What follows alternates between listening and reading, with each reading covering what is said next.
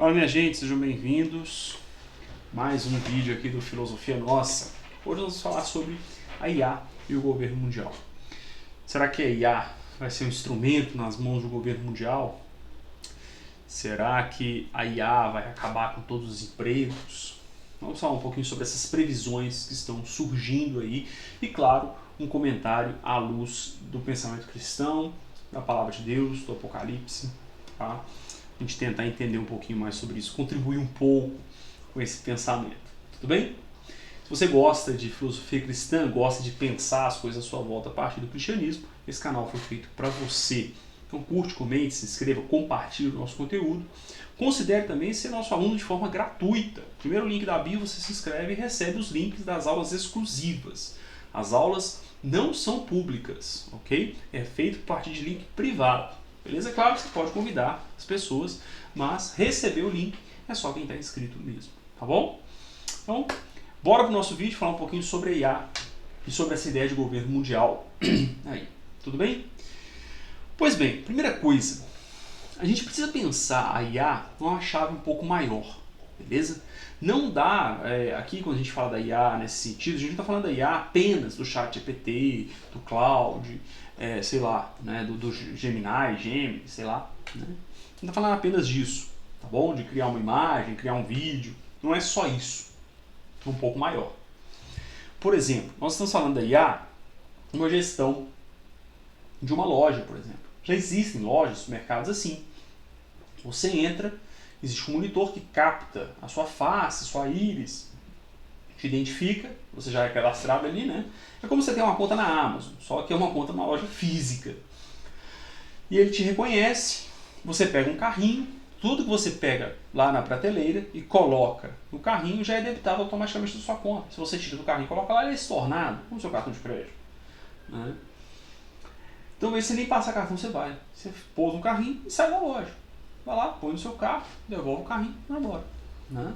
Não tem funcionário nem nada. E já existem lojas funcionando assim. Outra coisa que a IA vai fazer, já está fazendo, né? Robô para exercer algumas atividades em casa. Elon Musk está desenvolvendo isso. A China apresentou, não lembro se foi, acho que foi ano passado, uma Olimpíada de robôs, um campeonato de robô. Foi uma coisa bem horrorosa, mas que mostra o avanço da área de robótica a partir da IA, ok? A partir do desenvolvimento da inteligência artificial, beleza?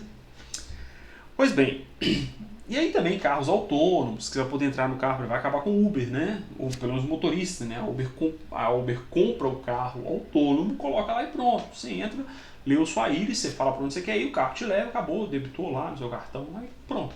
Beleza? Na sua conta corrente, na sua conta crédito, enfim, né? Acabou.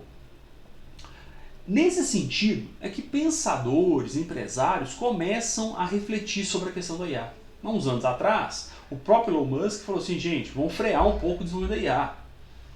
Okay? Hoje ele já fala, junto com outros pensadores e empresários, de uma ociosidade da população de até 75%.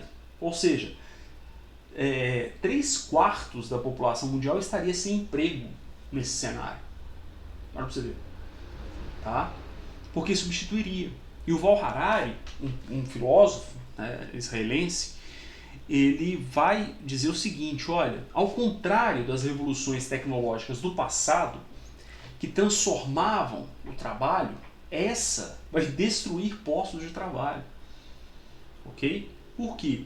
No passado, vinha, por exemplo, uma máquina a vapor, e aquele que trabalhava, sei lá, cortando madeira, né, um carpinteiro, por exemplo, um artesanato, ele passa a ser um operário que vai operar a máquina que vai transformar isso. Tudo bem? Hoje não. Hoje, e aí, gente, não é o que os pensadores, esse aqui é o que eu estou falando, tá? Me parece que a IA vai afetar exatamente as atividades mais burocráticas. Ok? Analista de dados, própria advocacia, né, que é a minha área, né? A advocacia, eu trabalho, né, para quem chegou agora, né, eu sou professor de filosofia, teologia e trabalho também como advogado, eu sou formado em direito também. E aí, no direito, por exemplo, a IA consegue escrever uma petição completa, ok? Então veja, você não precisa mais de um timaço de advogados. Né? Um advogado revisa várias petições da IA. Uma vez que a IA vai fazer petições ali com 10 minutos, né, em uma hora você faz 6, 7, 8 petições, ok? E aí basta você revisar essas petições, olhar se a citação da lei está certa, a jurisprudência que ela usou existe, que tempo atrás aí aconteceu, né? O advogado mandar a petição direto, sem revisar, e tinha uma jurisprudência que não existe. Né? Mas a IA faz isso, ok? E mais, gente, a IA gratuita faz isso. Né? Não é a IA paga e tal, não. A IA gratuita faz. Então perceba que você consegue criar e gerir um negócio com muito menos pessoas. Aquilo que demandava uma equipe de 6, 7, 8, 10 advogados, com 2 advogados você faz. Você consegue construir as petições e revisar as petições. Então essas atividades principalmente vão ser muito afetadas, ok? Porque você não precisa de um robô humanoide. O próprio software da IA faz isso, ok? E aí, como eu dei o exemplo, né, o supermercado mesmo, você não tem nenhum funcionário ali, você pega e tal, acabou. É um software, apenas um software. Você não precisa de um hardware, você não precisa de um robô, né, de uma construção robótica. Não, apenas um software de IA faz toda essa gestão. Então, essas atividades mais burocráticas, eu acho que serão mais afetadas. Ok? Me parece que os exemplos dados, né, pelos pensadores, como o artesão, não sei o quê, vai ser menos afetada. Por quê? Eu ainda vou precisar comprar um guarda-roupa, eu ainda vou precisar...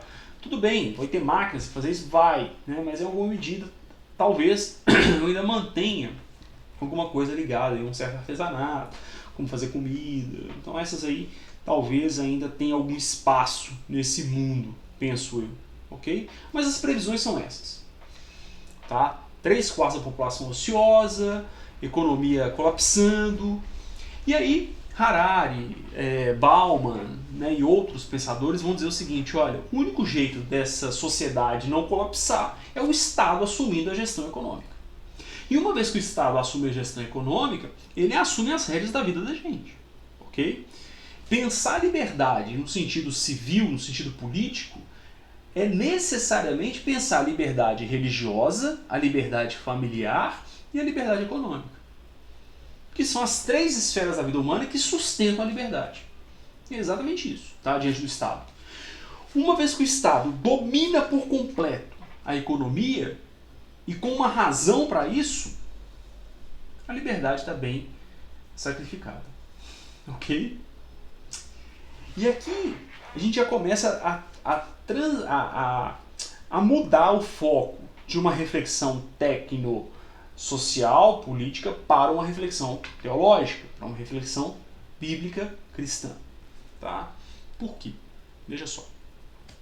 Uma vez que a IA gera esse cenário de um certo colapso econômico, de um descontrole econômico, e precisa que o Estado entre com uma gestão, na própria fala do Elon Musk, uma renda básica, o Elon Musk defende isso, o Harari defende isso, o Bauman defende isso, inclusive tem um diálogo do Bauman com o falecido Papa Francisco, dizendo que o Papa Francisco seria a pessoa, a personalidade capaz de articular esse governo mundial. Né? Obviamente a previsão dele não se concretizou, o Papa Francisco faleceu ano passado, né, em 2025.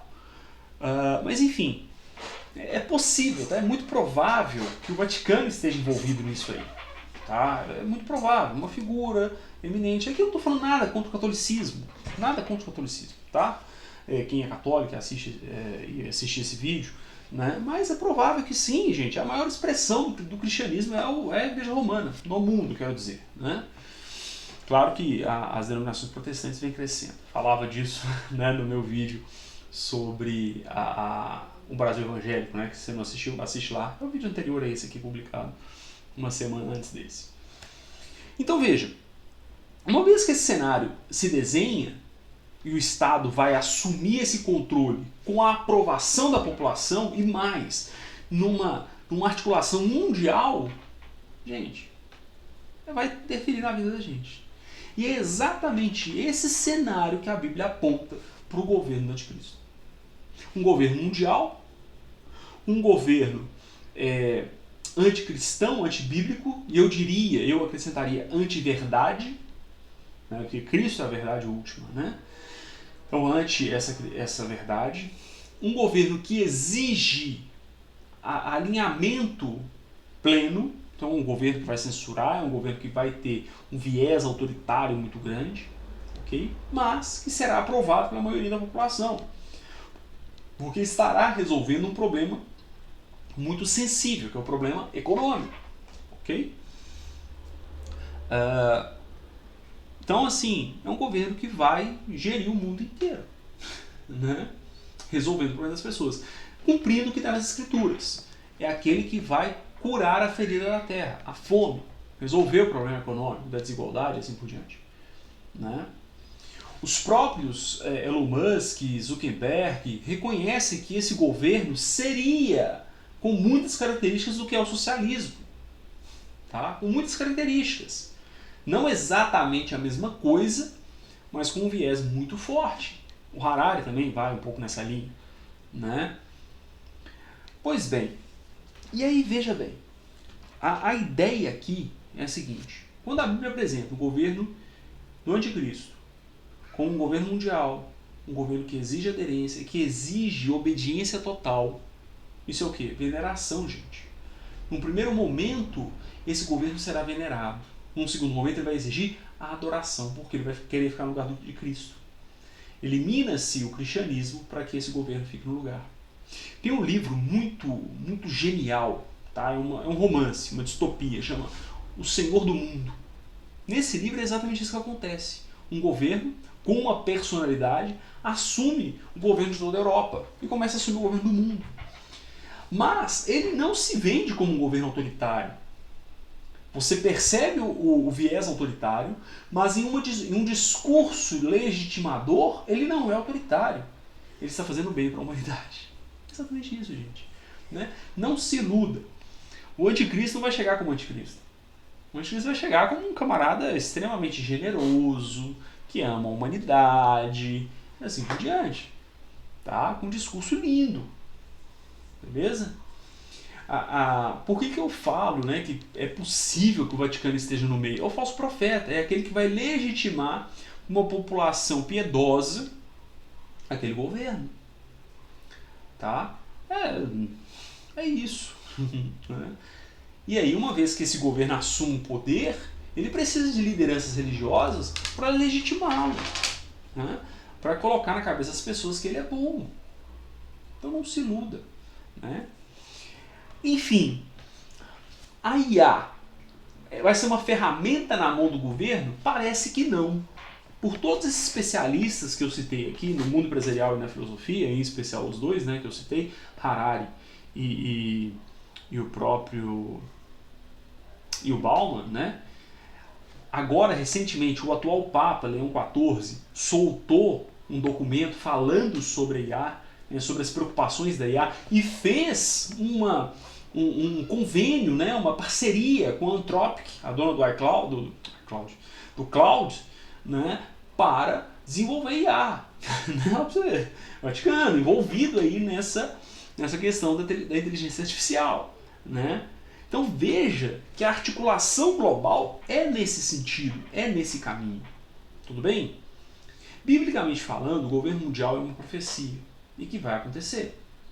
Nós precisamos estar atentos, tá? Para discernir. Não é atento no sentido de que, não, eu tenho que me defender. Não é isso. Tá? Quem nos defende é o Senhor. Tá? Governos autoritários que perseguiram o cristianismo ocorreram. Roma fez isso nos primeiros séculos. Tanto que os cristãos daquela época entendiam que Nero era o anticristo, né? Que Roma era esse governo mundial, e de fato era um governo mundial, né? O mundo conhecido da época.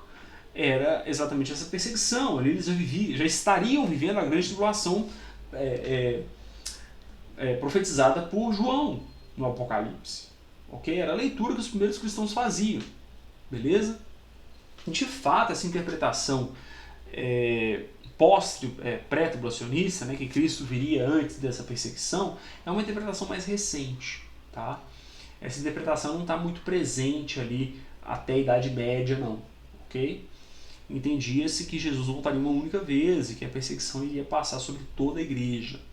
tá bom? Essa interpretação ela vem principalmente a partir de escritos, né, do Newton, do Isaac Newton, né, o físico, que escreveu muito sobre Bíblia. Ele tem um livro clássico, A Interpretação do Apocalipse de Daniel, né, que ele vai falar uma série de coisas, uma série de interpretações simbólicas e tal, e a partir dessas interpretações das semanas de Daniel, aí vem a interpretação da lacuna, né, que já se cumpriram 69 semanas, a última semana vai se cumprir na tribulação, né, tem um hiato aí entre Israel e a igreja, né, o período da graça. Então essas interpretações, vamos entrar nesse mérito, né, essas interpretações, elas vêm depois do século XVII, ok? Século XVIII, XIX, XX, né? E é assumido como escatologia oficial da Assembleia de Deus, né? Que eu não estou aqui para questionar a escatologia de ninguém, né?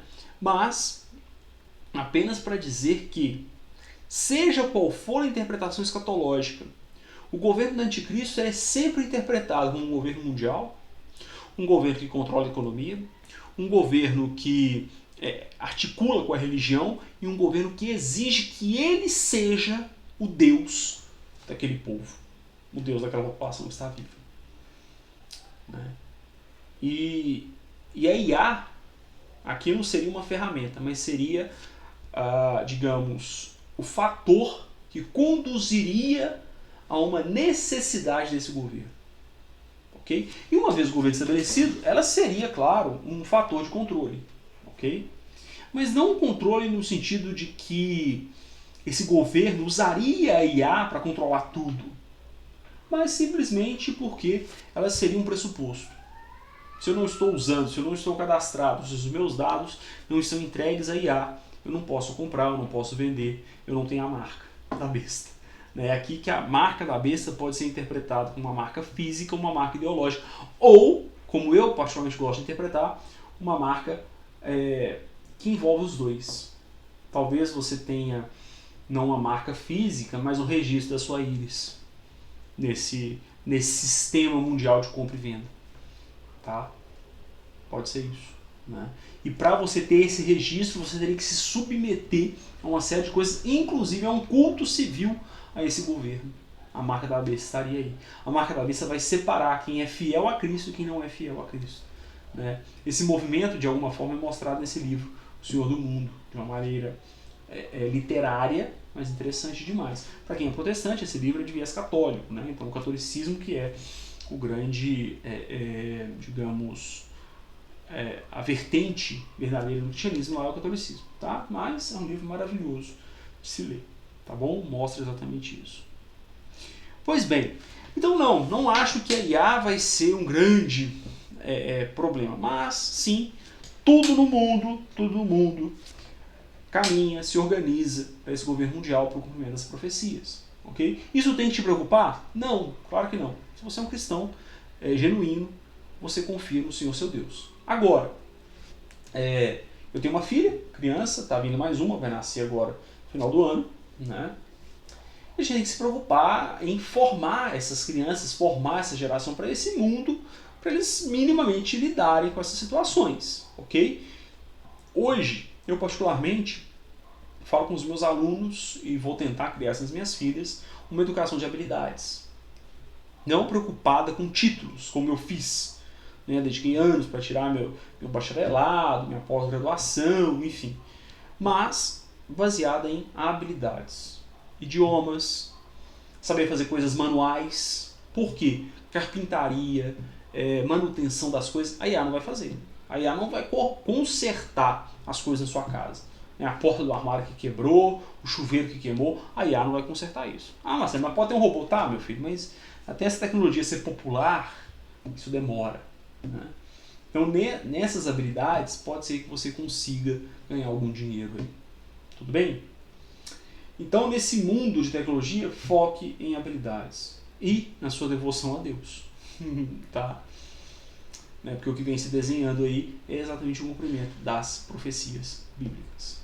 Tudo bem, gente? Então, eu espero ter contribuído contigo aí, em alguma medida, te convidar também, se for do seu interesse, a fazer o nosso curso de formação em filosofia cristã. O link também está na descrição, ou você pode acessar www.marcelolucas.com.br. Lá tem todo o material que a gente produz, Lá tem todos os cursos que a gente já produziu e que em breve também produziremos. Tranquilo? Então é isso. Muito obrigado. Deus te abençoe. Fica aqui o convite para você estudar comigo, ser livre na presença de Deus. Viver a vida que vale a pena, uma vida de liberdade para pensar, para viver, para glorificar o nosso Criador. Deus abençoe você, Deus abençoe sua família. Até o nosso próximo vídeo. Grande abraço.